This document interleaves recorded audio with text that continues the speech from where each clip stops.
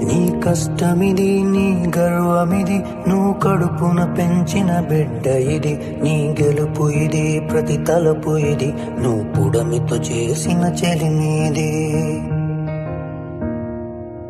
వ్యవసాయమనే నీ సాయముతో పులకరించిన నేల ఇది. మరి అందరి ఆకలి తీర్చిన చేతిని నోటికి నడిపే దారి అది.